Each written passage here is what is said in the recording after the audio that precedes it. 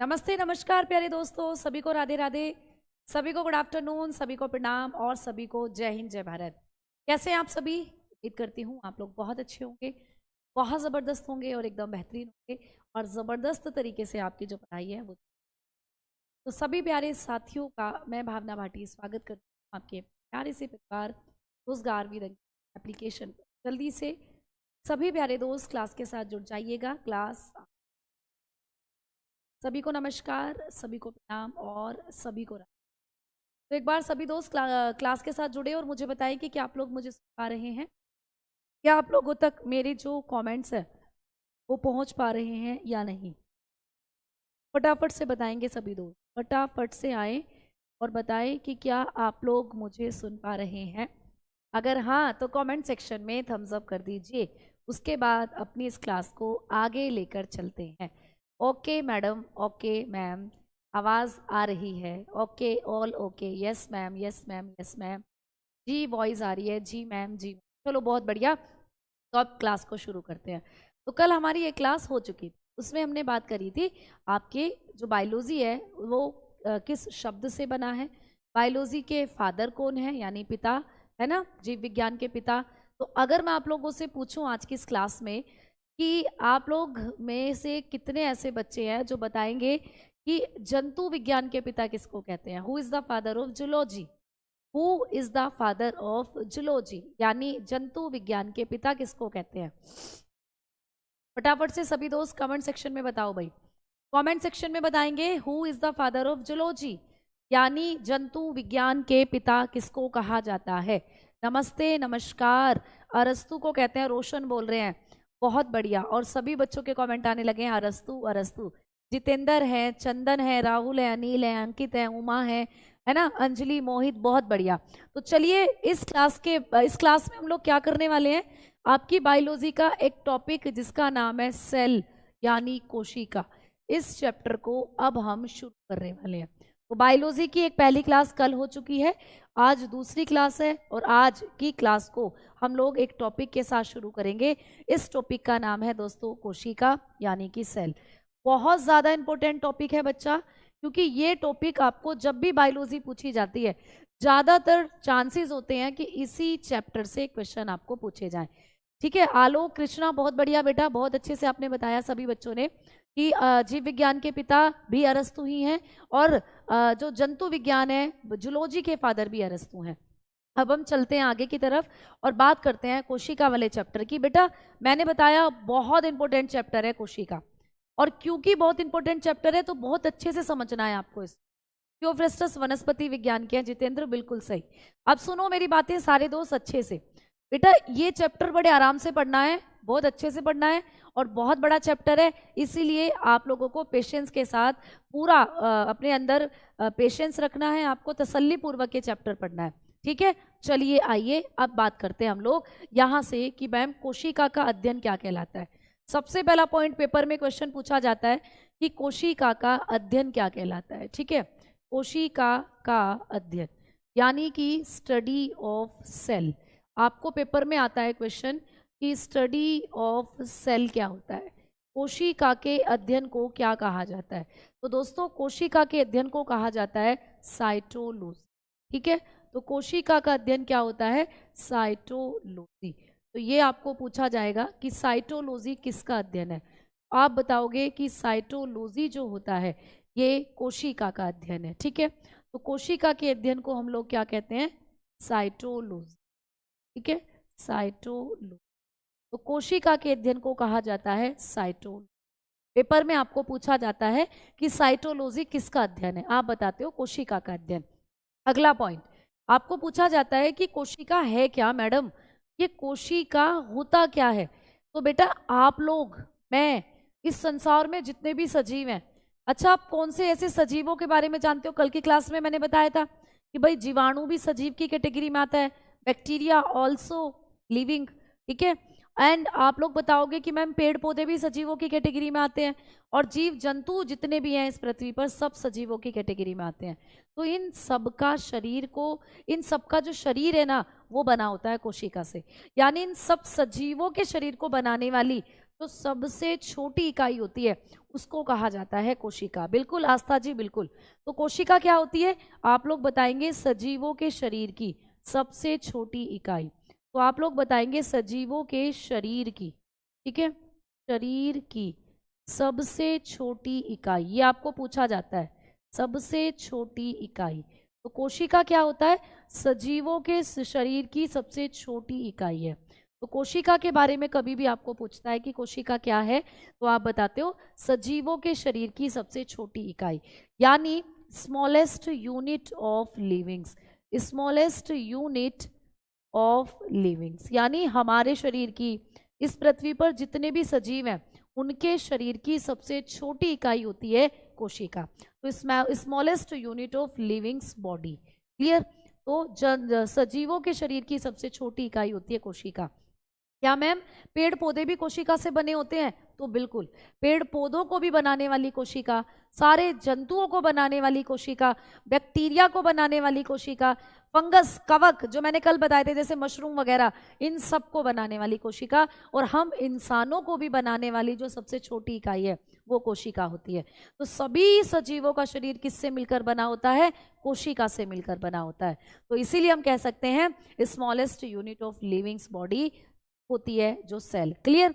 अब चलते हैं आगे, कोशिका की एक और परिभाषा दी जाती है। या मैम कोशिका कैसी दिखती है? तो आपके शरीर के अंदर जो कोशिकाएं होती हैं वो ऐसी होती है बेटा, आपका पूरा शरीर इस तरीके की कोशिकाओं से मिलकर बना है। अगर हम बात करते हैं आपकी आंखों की तो इस तरीके की कोशिका, अगर हम बात करते हैं आपके लीवर की तो इस तरीके की कोशिका है, आपका किडनी, आपका दिल, आपके फेफड़े, आपकी बॉडी के अंदर जितने भी ऑर्गन है सब इसी प्रकार की कोशिकाओं से बने हुए होते हैं। तो आपके शरीर को या सजीवों के शरीर को बनाने वाली जो सबसे छोटी इकाई है वो कोशिका है। क्या मैम कोशिका को हम बिना माइक्रोस्कोप के देख सकते हैं या नॉर्मल आंखों से देख सकते हैं? तो बिल्कुल नहीं।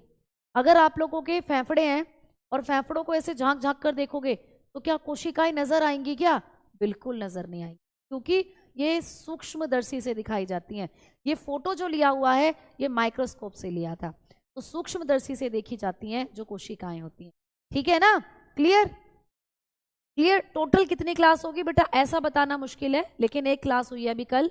आगे अभी मैंने आपको कहा कि कोशिश है पूरा कि 1.5-2 महीने में हमारा सिलेबस कंप्लीट होगा, ठीक है बेटा।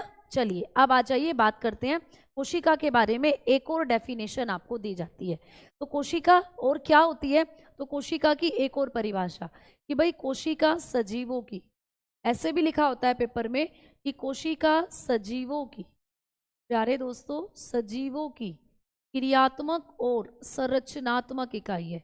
तो कोशिका ही हमारे शरीर की क्रियात्मक तथा संरचनात्मक इकाई है, ये भी पूछा जाता है, ठीक है, संरचनात्मक इकाई है। तो कोशिका हमारे बॉडी की सबसे छोटी इकाई तो है ही, साथ में हमारे शरीर की संरचनात्मक और क्रियात्मक इकाई भी है, तो ये भी पूछा जाता है। तो बताएंगे सेल इज द फंक्शनल, भाई फंक्शनल यूनिट भी है, फंक्शनल एंड स्ट्रक्चरल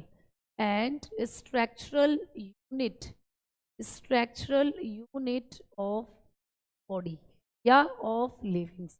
तो कोशिका को हम लोग क्या कहते हैं? सजीवों की क्रियात्मक और संरचनात्मक इकाई भी कहते हैं बेटा। तो ये भी डेफिनेशन कोशिका की आपको पेपर में दी हुई होती है। तो आपको ऐसे पूछ लेगा कि सजीवों की क्रियात्मक और संरचनात्मक इकाई किसको कहते हैं?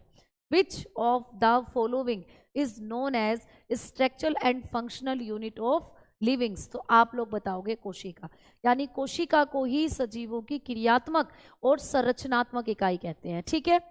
अब बहुत अच्छे से समझेंगे, है ना। जिस भी बच्चे ने मैम थोड़ा जल्दी पढ़ाइए बेटा, थोड़ा जल्दी नहीं पढ़ा सकते क्योंकि जो कॉन्सेप्ट है उसको समझने के लिए आप लोगों को थोड़ा तो टाइम लगेगा, क्योंकि मैं यहाँ एकदम चीज़ों को लिखती नहीं चली जाऊंगी, समझाना भी बहुत ज़रूरी है। और हर तरीके का बच्चा क्लास के साथ जुड़ा हुआ है बेटा, ठीक है। जिसने पहले बायोलॉजी को पढ़ा हुआ है वो बच्चा भी, और जिसने कभी बायोलॉजी को नहीं पढ़ा वो बच्चा भी, तो सभी को एक इक्वली एक बराबर तरीके से लेकर चलना पड़ेगा, ठीक है ना। चलिए अब देखिए यहाँ पर कि जब हम लोग बात करते हैं ये दो शब्दों की कि मैम क्रियात्मक का मतलब क्या होता है, मैम संरचनात्मक का मतलब क्या होता है, यानी कि फंक्शनल और मैम स्ट्रक्चरल, इन दोनों शब्दों का मतलब क्या होता है? तो दोस्तों क्रियात्मक का मतलब होता है कार्य करने वाला, और संरचनात्मक का मतलब होता है संरचना बनाने वाला। तो आपके शरीर के अंदर कोशिका ही काम करती है और कोशिका ही संरचना बनाती है। कैसे? तो समझना। मान लीजिए ये एक कोशिका है बेटा, मान लीजिए ये क्या है, एक छोटी सी कोशिका है, एक छोटी सी सेल है। अब इस एक छोटी सी कोशिका ने क्या करा, अपने आप को बहुत सारी कोशिकाओं में डिवाइड कर दिया, इसने अपने आप को बहुत सारी कोशिकाओं में बांट दिया, कुछ इस तरीके से। ठीक है, तो ये क्या हो गई है, बहुत सारी कोशिकाएं। अब ये बन गई हैं आपकी बहुत सारी कोशिकाएं। ये यहाँ पर क्या हो गई हैं, मैनी सेल्स यहाँ पर बन गई हैं। तो ये हो गई हैं आपकी मैनी सेल्स, बहुत सारी कोशिकाएं। और जब ये बहुत सारी कोशिकाएं एक साथ जुड़ जाती हैं, एक साथ जुड़ जाती हैं, जब ये बहुत सारी कोशिकाएं एक साथ जुड़ जाती हैं तो ये बनाती हैं फिर ऊतक। क्या बना लेती हैं दोस्तों, ऊतक। ये इस तरीके से एक संरचना बनाती है, इस संरचना को कहते हैं ऊतक, यानी कि टिश्यू। तो जब बहुत सारी एक जैसी कोशिकाएं आपस में जुड़ जाती हैं तो वो बना लेती हैं ऊतक, यानी टिश्यू। अब ये ऊतक आगे चलकर ये ऊतक आगे चलकर क्या करेंगे, ये ऊतक आगे चलकर आपके अंगों का निर्माण करेंगे, यानी आपका दिल बनाएंगे दोस्तों। ठीक है, आपके फेफड़े बना देंगे दोस्तों, इस तरीके से आपकी किडनीज बना देंगे, ऐसे ऐसे, है ना, दोनों, है ना। आप लोगों की बॉडी के अंदर जो आपका लीवर है उसको बना देंगे। तो इस तरीके से ये क्या करेंगे, आपके अंगों का निर्माण करेंगे, अंग बनाना शुरू कर देंगे, आपके ऑर्गन्स बनाना शुरू कर देंगे भाई। जो ऊतक होंगे, ये ऊतक क्या करते हैं, टिश्यू क्या करते हैं, आपके शरीर में आपके अंग बनाने लग जाते हैं। आपका लीवर बनाएंगे, आपकी किडनी, आपका दिल बनाएंगे, आपके फेफड़े, जितने भी आपकी बॉडी में ऑर्गन है उन सबको बनाना शुरू करेंगे। ठीक है, और जब आपके शरीर में अंग बन जाते हैं तो आपकी बॉडी के अंदर एक पूरा का पूरा अंग तंत्र विकसित हो जाता है। आपकी बॉडी में पूरा एक अंग तंत्र बन जाता है, ऑर्गन सिस्टम बन जाता है। Organ system, ma'am organ system कैसे, मतलब आपका दिल, जैसे मैंने लिखवाए थे ना कल आपको टॉपिक कि दिल बनाता है परिसंचरण तंत्र, यानी दिल अपने साथ दिल क्या करेगा, जो ब्लड है उसका सर्कुलेशन करेगा। लीवर पाचन तंत्र बनाएगा, खाने को पचाएगा। किडनियां मूत्र का निर्माण करेंगी, उत्सर्जन तंत्र, एक्सक्रीटरी सिस्टम बनाएंगी। ऐसे हर ऑर्गन अपना अपना सिस्टम बनाने लग जाता है। और जब आपकी बॉडी में अंग तंत्र बन जाता है तो उसके बाद आपकी पूरी बॉडी तैयार हो जाती है, आपका पूरा शरीर बन जाता है, आपकी पूरी बॉडी रेडी हो जाती है। और जब आपका पूरा शरीर तैयार हो जाता है तो आपका शरीर फिर कार्य करने लगता है, फिर फंक्शन करने लगता है। जैसे आपको पता है कि आपके शरीर में डेली ढेरों एक्टिविटीज होती है। आप खाना खाते हो तो उसको पचाया जाता है, आपकी बॉडी के सभी ऑर्गन में रक्त की सप्लाई की जाती है, ब्लड सर्कुलेशन किया जाता है। डेली आप मूत्र बनाते हो, अपनी बॉडी से मूत्र का त्याग करते हो, मल का त्याग करते हो, है ना। आपकी बॉडी में डेली बहुत सारे हार्मोन बन रहे होते हैं, क्लियर। तो आप डेली सांस भी लेते हो, श्वसन करते हो, तो आपकी बॉडी दिन भर में बहुत सारे काम करती है, बहुत सारी एक्टिविटी आपकी बॉडी में होती है, क्लियर, समझ में आ गई, है ना। बेटा दिल गलत बना दिया, अरे भैया जब दिल पढ़ोगे तो बहुत अच्छे से दिल को भी बता देंगे, अभी ऐसा ही पढ़ो, क्योंकि आप जब स्ट्रक्चर पढ़ते हो ना दिल का स्ट्रक्चर पेपर में नहीं आएगा आप लोगों को। दिल की क्रियाविधि को समझना बहुत जरूरी है। तो अभी आपको इतना समझ लेना है कि हाँ, दिल को भी बनाने का काम कोशिका करती है, ठीक है ना। समझ में आ गई बात, क्लियर है ना, समझ में आई चीजें। चलिए आ जाओ, आगे बात कर रहे हैं हम लोग। आगे बात करेंगे कि यहाँ से हमारा जो ये सारी चीजें हैं आप लोगों की, तो आपने देखा कि एक कोशिका जो होती है, एक कोशिका जो होती है वो क्या करती है प्यारे दोस्त, वही आपके शरीर के सारे अंगों को बना रही है, और लास्ट में कार्य करने का काम भी कोशिका कर रही है। जैसे अगर मैं कहूँ आपके लीवर का क्या काम है, तो आप कहोगे हमारे लीवर का काम होता है पाचन करना। अब हमारे लीवर का काम पाचन करना है, तो पाचन लीवर में कौन कर रहा है, तो लीवर की कोशिकाएं। जैसे कि मान लीजिए दोस्तों ये आपका लीवर है, जैसे कि मान लीजिए ये आप लोगों का क्या है दोस्त, लीवर। अब ये लीवर क्या करता है, ये लीवर बहुत सारी कोशिकाओं से बना है, देखो ये रहा, ये बहुत सारी कोशिकाएं हैं जो लीवर को बना रही हैं, ठीक है। अब ये कोशिकाएं क्या कर रही हैं, ये कोशिकाएं हैं जो लीवर को बना रही है, क्लियर। ये सेल हैं जो लीवर को बना रही हैं। तो ये सारी कोशिकाएं ने मिलकर क्या करा, लीवर की संरचना बनाई, आपके यकृत की संरचना तैयार करी, क्लियर। आपके जो लीवर है उसका स्ट्रक्चर बनाया, और साथ में आपका लीवर जो भी कार्य करता है, आपके लीवर के अंदर जो भी वर्क हो रहा है, जो भी कार्य आपका लीवर कर रहा है, जो भी फंक्शन आपके लीवर का है, वो फंक्शन भी ये कोशिका ही परफॉर्म कर रही हैं। तो कोशिका ही संरचना बनाती है और कोशिका ही अंगों में कार्य करती हैं। इसीलिए कोशिका को संरचनात्मक और क्रियात्मक इकाई के रूप में जाना जाता है। बात समझ में आई या नहीं, जल्दी से बताओ। तो मैंने बहुत आसान तरीके से आपको चीजें समझाई हैं। यही काम दिल के साथ होगा। दिल भी कोशिकाओं से बना है और दिल का काम क्या होता है? सर्कुलेशन, रक्त को पूरे अंगों में पहुंचाता है जो दिल होता है। तो दिल के अंदर भी जो दिल भी बना है वो कोशिका से ही बना है, और दिल में जो काम कर रही हैं वो भी कोशिका कर रही हैं।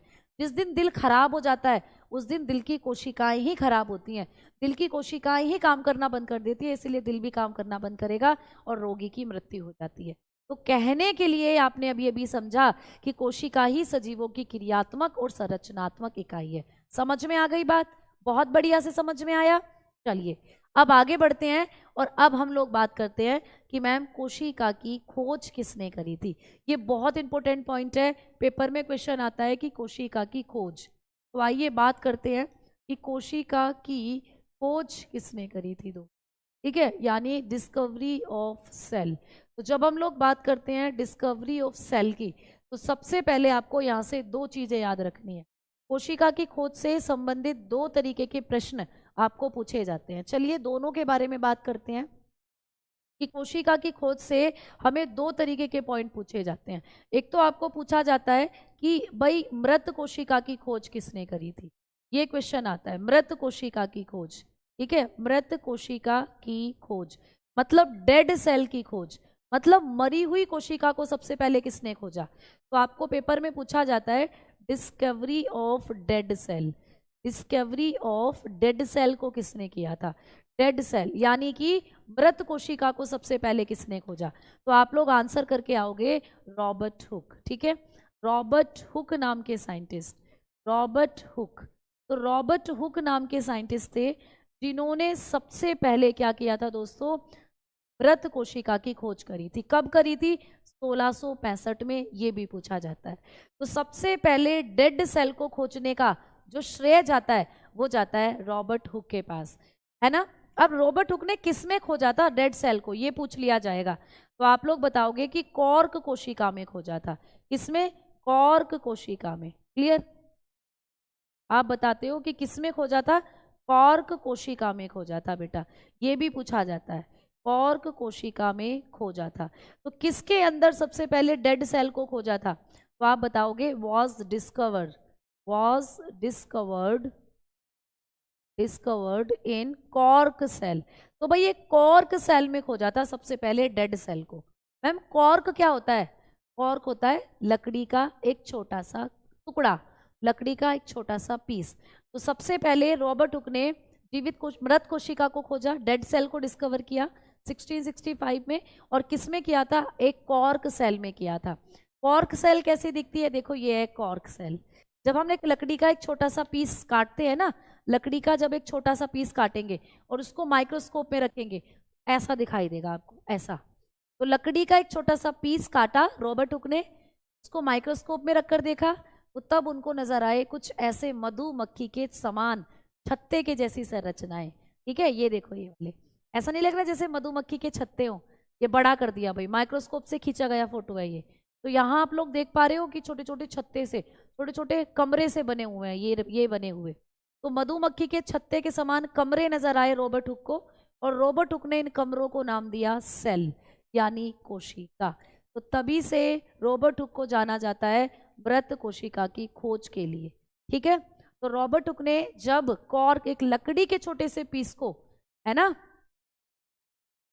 अच्छा मेरा इंतजार करते हो 2 बजे, आपका पढ़ाया हुआ समझ में आ जाता है बेटा। बहुत बहुत शुक्रिया, नाम तो आपका चला गया ऊपर, कमेंट आधा था, मैं पढ़ पाई हूँ इसको। ठीक है, चलो एक बच्चा कह रहा है कि मैम कोशिका क्या होती है मैडम जी। मैं ये कहूँ कि पूरी रामायण खत्म हो गई, ये पूछ रहे हैं राम कौन थे, राम कौन थे। ठीक है, ठीक, चलो अब देखो समझो बेटा। बेटा मैंने अभी भी बताया इस पृथ्वी पर जितने भी सजीव है ना, उनको बनाने वाली जो इकाई है उसी को कहते हैं कोशिका। अगर आप किसी को कह रहे हो ना कि ये सजीव है, तो फिर आप उसके अंदर ये भी सोच के चलो कि वो सजीव कोशिका से बना है। तो हमारे बॉडी में कुछ नहीं है, हमारा शरीर बिना कोशिका के कुछ नहीं है। तो हमारी बॉडी को, हम सजीव हैं क्योंकि हमें किसी भी जंतु को, किसी भी पेड़ पौधे को, किसी भी जीवाणु को बनाने वाली जो सबसे छोटी इकाई होती है वही है कोशिका। जैसे लड्डू खाया है कभी? लड्डू खाते हो? लड्डू किसका बनता है? लड्डू बेसन का भी बन जाता है, बूंदी का भी बन जाता है, तिल का भी बन जाता है। अरे भाई तिल के लड्डू याद आ गए, आज ही बनवाऊंगी तिल के लड्डू।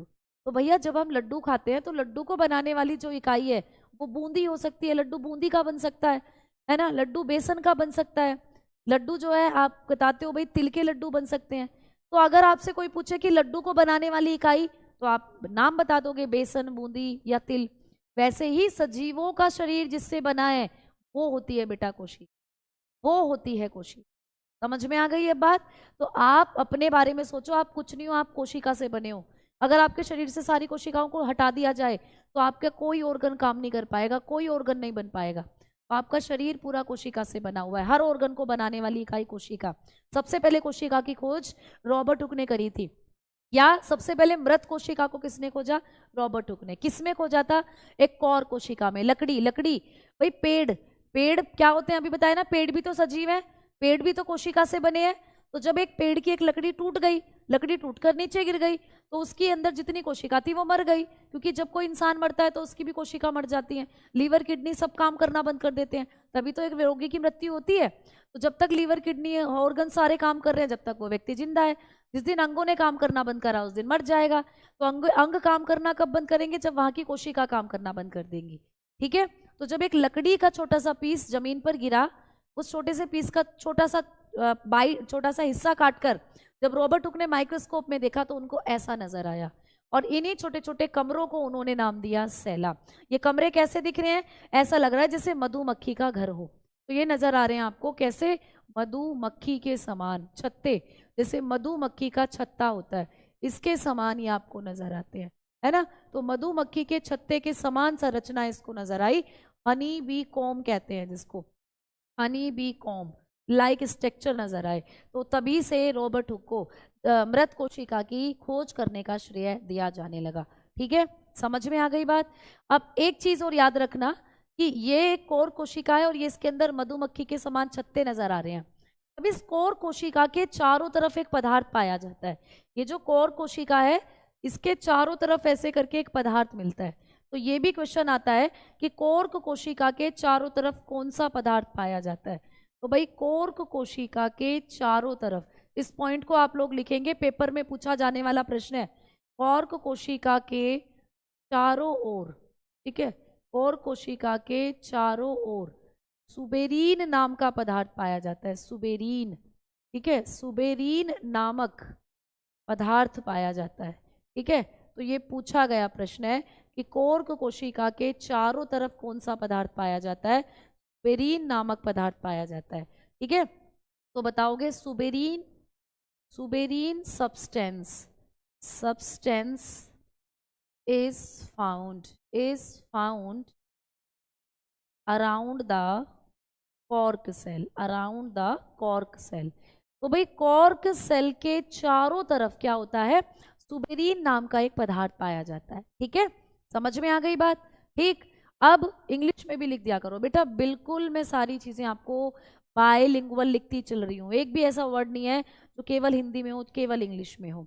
तो यहाँ पर अभी हमने बात करा कि suberin substance is found around the cork cell. अब मैम ये सुबेरीन करता क्या है? मान लीजिए लाल लाल रंग का जो मैंने बनाया है ये सुबेरीन है, मान लो ये रेड रेड कलर से जो मैंने बनाया है ये सुबेरीन है। अब मैम ये सुबेरीन क्यों पाया जाता है? इसका काम क्या है? ये सुबेरीन कोर कोशिका के चारों तरफ पाया जाता है, तो मैम इसका काम क्या है सुबेरीन का? ठीक है, तो हम लोग बताएंगे कि ये जो सुबेरीन नाम का पदार्थ होता है ना, ये कोर कोशिका के अंदर पानी नहीं जाने देता, और कोर कोशिका के अंदर क्या नहीं जाने देता? कोर कोशिका के अंदर गैस को नहीं जाने देता। तो ये भी आपको पेपर में पूछा जाता है कि कोर कोशिका के चारों तरफ जो सुबेरीन नाम का पदार्थ होता है इसका काम क्या होता है? तो भाई इसका काम भी सुन लीजिएगा, पॉइंट बना के लिख लीजिएगा। ठीक है, तो मैं लिख रही हूं यहाँ पर, आप अपनी कॉपी में लिखिएगा कि यह कॉर्क कोशिका को, कॉर्क कोशिका को क्या काम करता है सुबेरीन? यह कॉर्क कोशिका को जल तथा गैस रोधी बनाता है। जल तथा गैस रोधी। मतलब कोर कोशिका के अंदर ना तो पानी को जाने देता और ना जल को जाने देता। ठीक है, तो इसका काम क्या होता है सुबेरीन का? यह कोर कोशिका को जल और गैस रोधी बनाता है। मतलब इसके अंदर पानी भी नहीं जा पाएगा, इसके अंदर गैस भी नहीं जा पाएगी। तो कोर कोशिका को जल और गैस रोधी बनाता है। तो बताएंगे it permeable, it make a cell, ऐसे लिखेंगे, it make a cell, make a cell permeable, permeable बनाएगा भाई। ठीक है, permeable to water and gas. Clear, water and gas. तो भाई गैस और वाटर के लिए यानी जल और गैस रोधी बनाता है ये सुबेरीन। अगर कोर कोशिका से सुबेरीन हटा देना तो एक कोर कोशिका के अंदर पानी भी पहुंच जाएगा और इस एक कोर कोशिका के अंदर गैसेस भी पहुंच जाएंगी। तो ये चीजें आपको पेपर में पूछी जाती हैं। ठीक है, क्लियर, समझ में आ गई बातें? बताओ फटाफट से। तो सुबेरीन नाम का पदार्थ आपको पता होगा। सुबेरीन नाम का पदार्थ कहाँ मिलता है? कॉर्क कोशिका के चारों तरफ मिलता है। ठीक है ना, क्लियर? चलें आगे, है ना, आगे बढ़े भाई।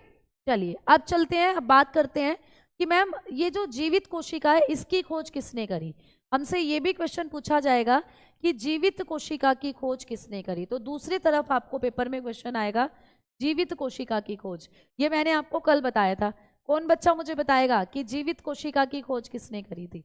जीवित कोशिका की खोज। अच्छा मैम कोशिकाएं जीवित भी होती हैं? तो भैया बिल्कुल होती हैं।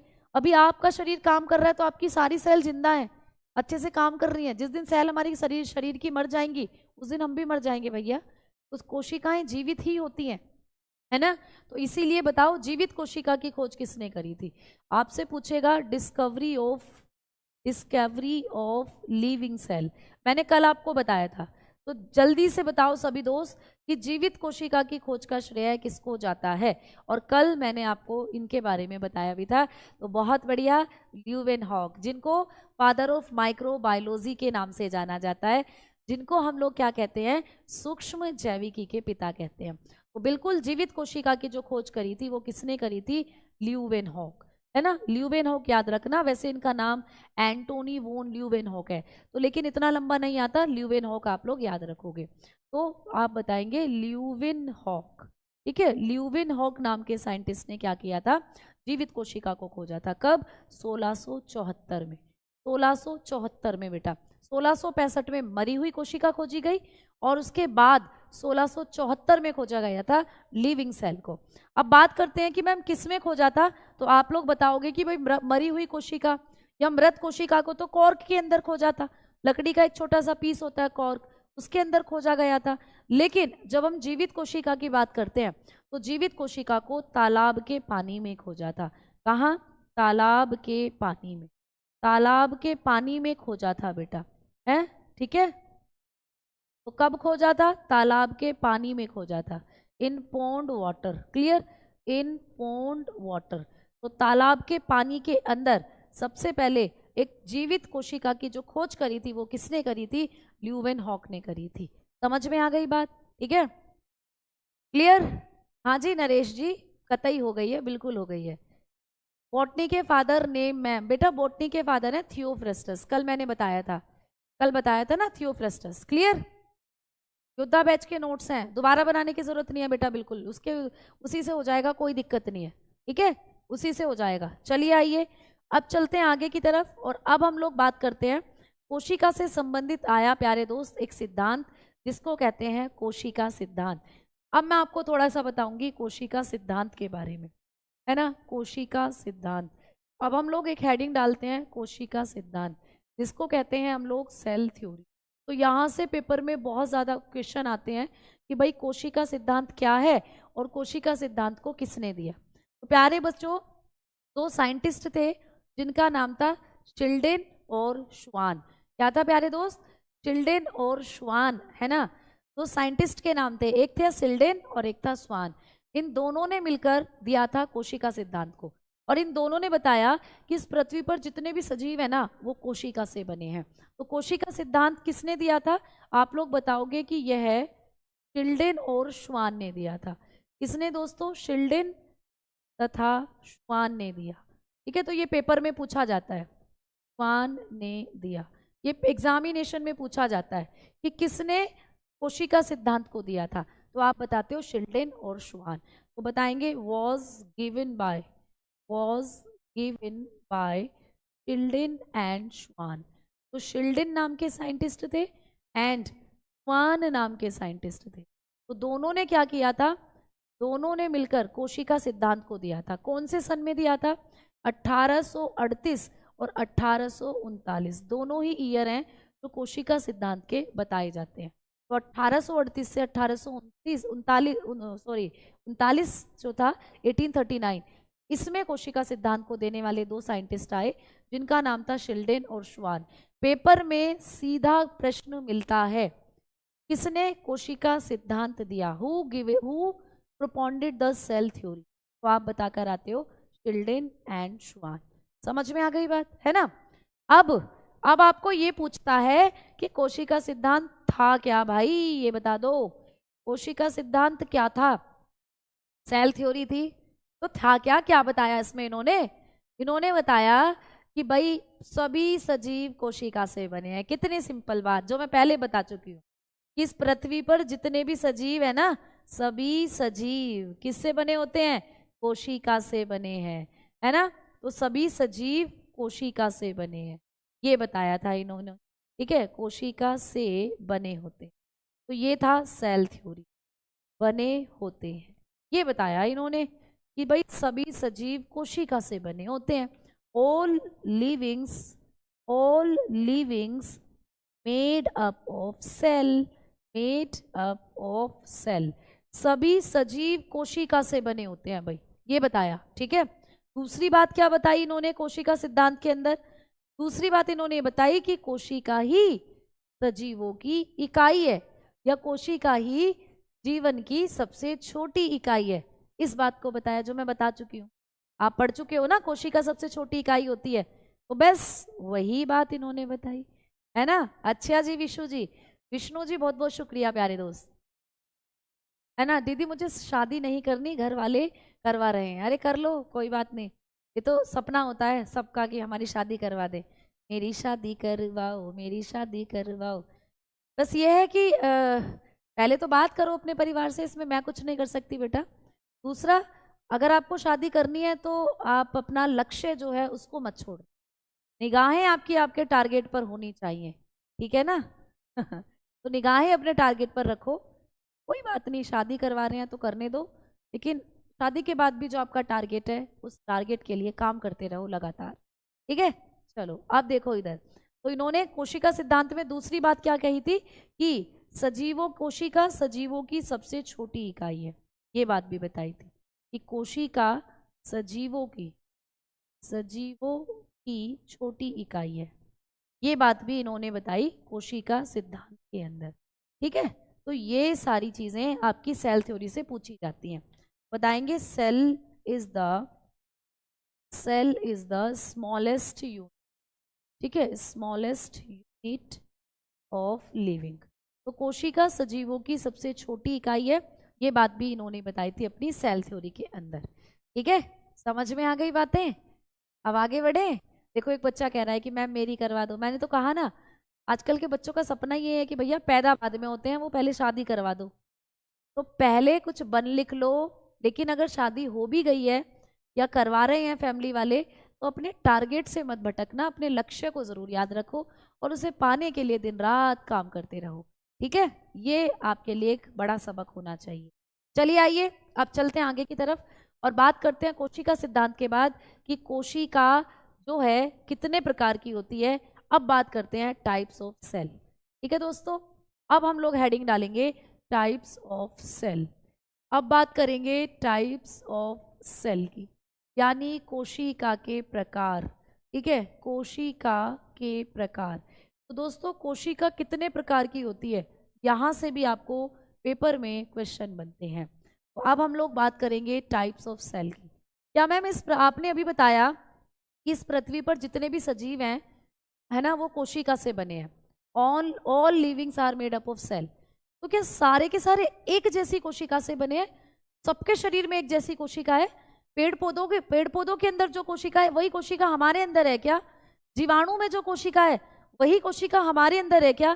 तो हम कहेंगे नहीं। इस पृथ्वी पर सभी सजीव कोशिका से जरूर बने हैं, लेकिन सबके शरीर में अलग प्रकार की कोशिका पाई जाती है।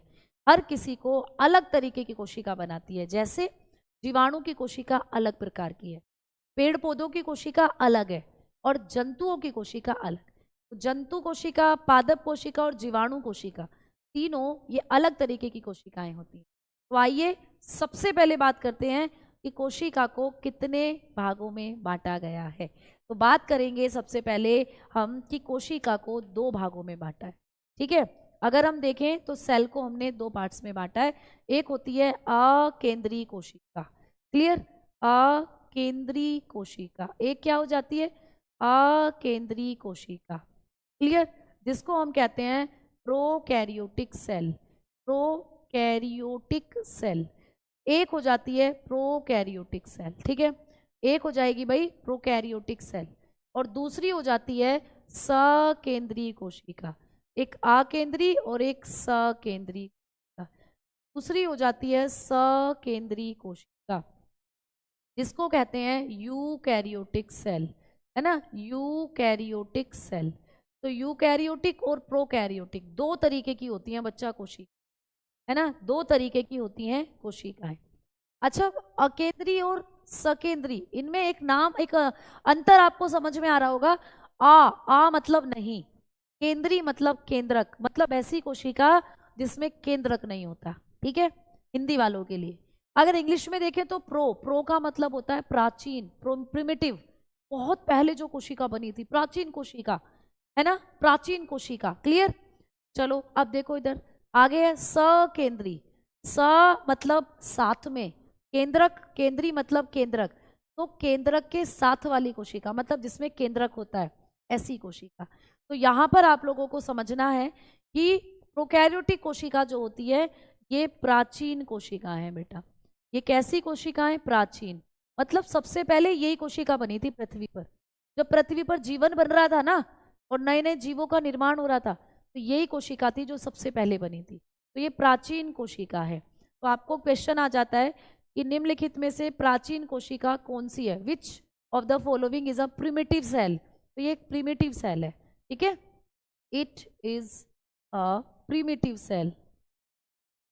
तो ये एक प्रिमिटिव सेल है, एक प्राचीन कोशिका है, ठीक है, एक प्राचीन कोशिका। मैम ये एक विकसित कोशिका है, ये बाद में बनी, तो इसमें बहुत सारी चीजें बनना शुरू हो गई थी, ये डेवलप हो गई थी। तो ये क्या है दोस्तों? आप बताओगे कि ये विकसित कोशिका है, ये विकसित कोशिका है। तो कौन सी कोशिका विकसित कोशिका के अंदर आती है? कौन सी कोशिका विकसित कोशिका की श्रेणी में आती है? आप बता देते हैं सकेंद्रीय कोशिका। तो आप लोग बताते हो इट इज डेवलप्ड सेल, है ना, तो ये डेवलप्ड सेल है, ये आपको याद रखना। समझ में आ गई बात? तो प्राचीन कोशिका कौन सी है? ये वाली। ये पहले देखो, पृथ्वी पर एकदम से जीव नहीं बने, हमारे जैसे इतने बड़े जीव एकदम से नहीं बने। पहले जब पृथ्वी पर जीवन का निर्माण, जीवन का विकास, जीवन उत्पन्न हो रहा था पृथ्वी पर, तो एक कोशिका वाले जीव बने थे। एक कोशिका वाले जीव मतलब ऐसे जीव जो बहुत छोटे, जिनके अंदर एक ही कोशिका थी। ठीक है, अभी देखो यहाँ पे समझना एक चीज, नोट डालकर मैं आपको एक चीज लिखवाऊंगी, उसको अच्छे से समझना। यहाँ से भी क्वेश्चन आता है पेपर में, मैं नोट डालकर एक चीज लिखवा रही हूँ, समझना। एक होता है एक कोशिकीय जीव, आपको पहचानने के लिए देते हैं पेपर में कि कौन से जीव एक कोशिकीय हैं, है ना, एक कोशिकीय जीव, जिसको कहते हैं यूनिसेल्यूलर, यूनिसेल्यूलर, यूनिसेल्यूलर ऑर्गेनिज्म। ठीक है, ऑर्गेनिज्म। तो भाई इस पृथ्वी पर जब जीवन उत्पन्न हो रहा था, तो एक बात बताओ मुझे कि जब कोई चीज, हम लोग कोई नई शुरुआत करते हैं तो छोटी छोटी चीजों से शुरू करते हैं, क्यों एकदम से बड़ा धमाका कर देते हैं? तो आप कहोगे कि जब हम कोई चीज सीखते हैं या जब हम कोई काम करते हैं तो हम पहले थोड़ा थोड़ा सीखते हैं ना, थोड़ा थोड़ा, थोड़े थोड़े से फिर ज़्यादा, धीरे धीरे हम बढ़ते चले जाते हैं और फिर बड़ी चीज़ों को करना शुरू कर देते हैं। मान लीजिए जैसे एक किताब वाले ने किताब की दुकान खोली, पहले वो छोटे छोटे पब्लिकेशन की किताबें खरीद कर लाएगा, है ना, छोटा थोड़ा थोड़ा स्टॉक रखेगा। जब उसे लगेगा किताबें बिकने लगी हैं तो धीरे धीरे अपने स्टॉक को बढ़ाएगा। फिर एक दिन ऐसा आएगा कि उसकी दुकान चल निकलेगी और पूरी दुकान में किताबें किताबें, छोटे से लेकर बड़े राइटर की किताबें किताबें होंगी। तो सिमिलरली इस पृथ्वी पर जब जीवन उत्पन्न हो रहा था तो पहले एक कोशिका वाले जीव बने, ठीक है, यूनिसेल्यूलर जीव बने। और इसके बाद बने कौन से जीव? इसके बाद बने बहुत सारी कोशिका वाले जीव, है ना। इसके बाद बने बहुकोशिकीय जीव, इसके बाद बने भाई बहुकोशिकीय, है ना। तो यहां से क्वेश्चन आता है आपको कि कौन से जीव मल्टी सेल्यूलर होते हैं, ठीक है, और कौन से जीव मल्टी सेल्यूलर ऑर्गेनिज्म, ठीक है, और कौन से ऐसे जीव हैं जो एक कोशिकीय होते हैं। तो यहां से छांटने को आता है पेपर में, छांटने के लिए आता है पेपर में कि कौन से एक कोशिकीय हैं और कौन से बहुकोशिकीय। अब चलो इस कॉन्सेप्ट को भी यहाँ समझते चलते हैं और लिखते भी चलते हैं, ठीक है ना। क्लियर? समझ में आ गई बातें? अच्छा हाँ, मोहन जी बहुत बहुत शुक्रिया, बहुत बहुत धन्यवाद।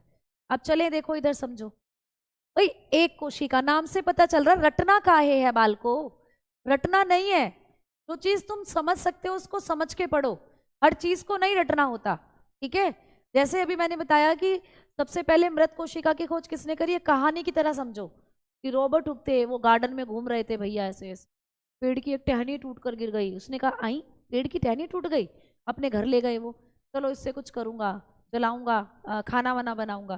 फिर उसके दिमाग में आया चलो देखता हूँ इस सूखी लकड़ी के अंदर क्या है, उसने छोटा सा पीस काट कर माइक्रोस्कोप में रखकर देख लिया, भैया कमाल की चीज दिखी उसे तो घर से छोटे छोटे कमरे नजर आए मधुमक्खी के छत्ते के जैसे, जिनको उसने सेल कह दिया, हो गई लो सेल की खोज। फिर एक दिन ल्यूवेनहॉक नहाने के लिए जा रहे थे, तालाब में कूद पड़े नहाने के लिए।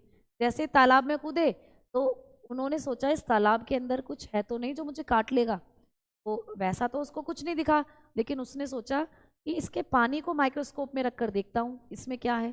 जैसे ही उसने इस पानी को माइक्रोस्कोप में, पानी की एक बूंद को माइक्रोस्कोप में रखा, नाचते हुए नजर आए वहां पर कोशिकाएं, डांस करती हुई दिखी, ऐसे हो गई जीवित कोशिका की खोज।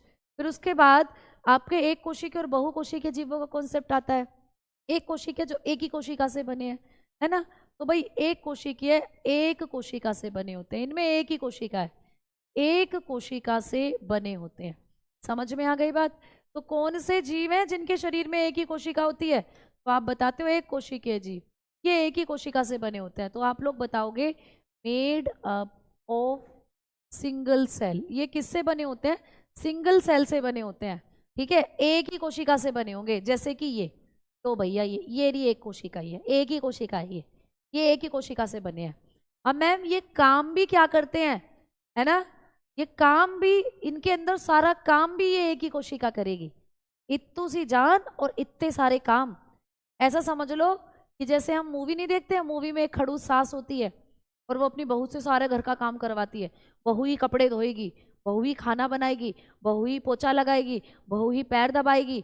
तो मतलब एक बहू और इतने सारे काम, इत्तू सी जान और इतने सारे काम। तो यहाँ पर भी कोशिका के साथ वही कॉन्सेप्ट होता है, एक कोशिका, वो चुन्नू सी कोशिका, और यही सारे काम करती है। इन जीवों में, एक कोशिकीय जीवों के अंदर क्या होता है भैया, सारे काम एक ही कोशिका करेगी। अगर ये सांस ले रहे हैं तो इसी कोशिका से लेंगे, ठीक है, अगर ये रेस्पिरेशन कर रहे हैं तो इसी कोशिका से करेंगे, अगर ये जनन कर रहे हैं तो इसी कोशिका से करेंगे, रिप्रोडक्शन नए जीव की उत्पत्ति कर रहे हैं तो इसी से करेंगे, अगर ये पाचन खाना पचा रहे हैं तो भैया पाचन भी विचारों में इसी कोशिका से हो रहा है, डाइजेशन भी इसी कोशिका से हो रहा है। तो एक ही कोशिका सारे काम करती है, एक ही कोशिका इनमें सारे काम करती है, एक कोशिकीय जीवों। अब मैम कौन कौन होते हैं कोशिकीय जीव? जैसे कि एक कोशिकीय जीवों में आता है भाई जीवाणु, जीवाणु एक कोशिकीय है, उसमें एक ही कोशिका है, वही सारे काम करती है। तो ये बैक्टीरिया कैसा जीव है? एक कोशिका से बना हुआ, है ना। मैम अमीबा, अमीबा एक कोशिकीय जीव है, अमीबा जो मैंने कल बताया था पानी में रहता है, अमीबा भी बेचारा एक कोशिकीय है ना। युगलीना, मैम युगलीना क्या है? युगलीना भी एक कोशिकीय होता है, ये भी आपको माइक्रोस्कोप से दिखाई देगा, एक कोशिकीय। मैम प्लाज्मोडियम, एक कोशिकीय है। प्लाज्मोडियम है ना, मलेरिया करता है हमारे अंदर, प्लाज्मोडियम, प्लाज्मोडियम, ये सब क्या होते हैं, एक कोशिकीय होते हैं। मैम पैरामीशियम एक कोशिकीय होता है।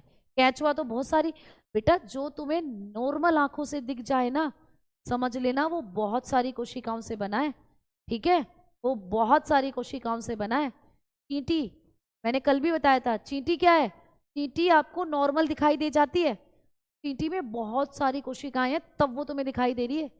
जो एक कोशिका से बना है वो तो आप नॉर्मल आंखों से देख ही नहीं सकते, तो इसीलिए केंचुआ तो दिखाई दे जाता है, तो बहुत सारी कोशिकाओं से बना है, तो इसीलिए जीवाणु, अमीबा, युग्लिना, प्लाज्मोडियम ये सब होते हैं एक कोशिकीय, ये एक कोशिका से बने हैं। अब बात करें बहुकोशिकीय की, तो भैया ये बहुत सारी कोशिकाओं से बने हैं, बहुत सारी कोशिकाओं से बने हैं, ठीक है। तो जो जीव बहुत सारी कोशिकाओं से बने होते हैं, कोशिकाओं से बने होते हैं, उनको क्या कहते हैं, उनको कहते हैं बहुकोशिकीय जीव, है ना, उनको कहते हैं मल्टी सेल्यूलर ऑर्गेनिज्म। तो आप लोग बताओगे made up of many cell, यानी एक से ज्यादा कोशिकाओं, बहुत सारी कोशिकाओं से बने होते हैं बहुकोशिकीय जीव। अब बहुकोशिकीय जीव वो हैं जो आपको सामान्य आंखों से दिखाई दे जाएं। अब कौन बच्चा मुझे बताएगा कि ऐसा कौन है जिसको आप सामान्य आंखों से देख सकते हो। अब चुड़ैल तो कहना मत, है ना, भूत भी मत कहना कि मैम भूत तो दिखाई नहीं देते लेकिन होते हैं। भैया भूत तो हमें ही नहीं पता आज तक कि क्या चीज़ है, किस बला का नाम है भूत, चुड़ैल किस बला का नाम है। लड़के कहते हैं लड़कियां होती हैं चुड़ैल, पर पता नहीं उन्हें कहाँ मिली थी। कभी कभी किसी लड़के से चुड़ैल का सामना हो सकता है, बट मैं आज तक पर्सनली ना भूत से मिली हूँ ना चुड़ैल से मिली, ठीक है। उनको छोड़कर जो आपको दिखाई दे रहे हैं नॉर्मल आंखों से, वो सब बहुकोशिकीय।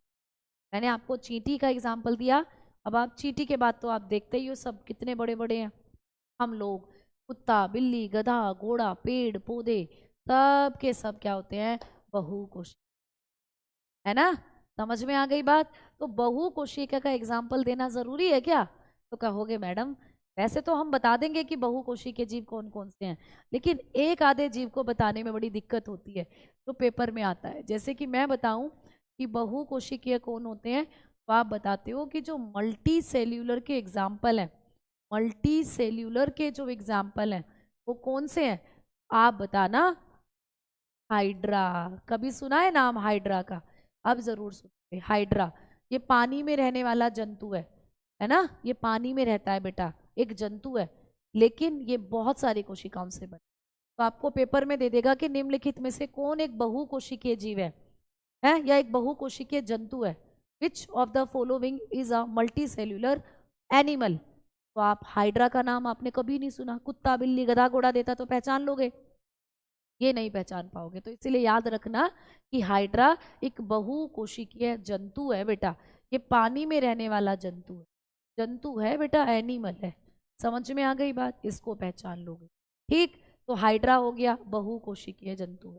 आगे अगर बात करते हैं हम लोग कि जो कृमि होते हैं, कृमि यानी वोम, बहुत सारे वोम, ठीक है, जो कीड़े अभी मैंने आपको बताया, वोम जो हमारे अंदर बीमारी करते हैं, क्या हो जाते हैं, ये भी बहुकोशिकीय होते हैं, ठीक है, समझ में आ गई बात। तो बाकी तो सब आप बता ही दोगे बहुकोशिकीय कौन होते, है ना, क्लियर। चलो, ये आप लोगों ने देखा कि बहुकोशिकीय और एक कोशिकीय ऐसे बने थे, जीवन की उत्पत्ति ऐसे हुई। सबसे पहले ये जीवाणु बना था एक कोशिका वाला, तो जीवाणु में कौन सी कोशिका थी, तो हम बताते हैं प्रोकैरियोटिक, मतलब ये वाली कोशिका सबसे पहले जो एक कोशिकीय जीव बने थे उनमें पाई जाती, तो ये प्राचीन कोशिका है, पुरानी कोशिका। फिर धीरे धीरे इसी कोशिका में बहुत सारे बदलाव हुए, उससे बन गई फिर ये वाली कोशिका यूकैरियोटिक।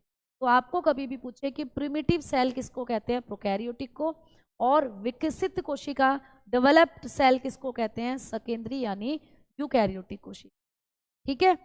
अब देखो, अब मैं कल की क्लास में आप लोगों को ये प्रोकैरियोटिक और यूकैरियोटिक का जो आगे का कॉन्सेप्ट है उसको समझा, मतलब कल की क्लास में हम प्रोकैरियोटिक और यूकैरियोटिक के साथ ही चीज़ों को शुरू करेंगे, ठीक है बेटा। तो कल की क्लास में मैं आपको प्रोकैरियोटिक कोशिका, प्रोकैरियोटिक यानी कि जिसको हम लोग क्या कहते हैं, अकेंद्रीय कोशिका कहते हैं। इससे सारे डिफरेंसेस, इसके सारे एग्जाम्पल मैं आपको कल बताऊंगी। और यूकैरियोटिक सेल, यूकैरियोटिक सेल, ठीक है, यूकैरियोटिक जिसको कहते हैं सकेंद्रीय कोशिका, इनके बारे में आगे के कॉन्सेप्ट्स को पढ़ेंगे। ठीक है बच्चों, समझ में आई बातें? तो कल की क्लास में हमारा जो मेन मुद्दा होगा वो ये होगा, प्रोकैरियोटिक और यूकैरियोटिक। ठीक है मैम, इतनी जल्दी क्लास हो जाती है पता ही नहीं चलता। हाँ बेटा, टाइम पता ही नहीं चलता कितनी जल्दी भाग जाता है। कुछ तुम बत्तू सारे के सारे, कुछ मैं बत्तू, है ना। पढ़ते पढ़ते समझते समझते कब 1 घंटा हो जाता है पता ही नहीं चलता। ठीक, तो हम कल की क्लास में ये सारी चीज़ों को पढ़ेंगे बेटा। देखो, दिमाग पर प्रेशर बिल्कुल नहीं लेना है। कैसे बायोलॉजी करेंगे, मैंने कहा जब तुम बायोलॉजी की अंतिम क्लास में होगे, मैं यहाँ खड़ी होकर जिस दिन कहूँगी कि आज आपकी लास्ट क्लास है, तब आपको बहुत सारा सेटिस्फेक्शन मिल चुका होगा कि हाँ बायोलॉजी का प्रश्न तो बनाए आएंगे, बहुत आसान है बायोलॉजी। ठीक है, ऐसे ही सीखते सीखते बहुत सारी चीज़ें सीख जाओगे। बस क्लास के साथ बने रहा करो, है ना। और एक बार रात को चीज़ों को रिकॉल कर लिया करो।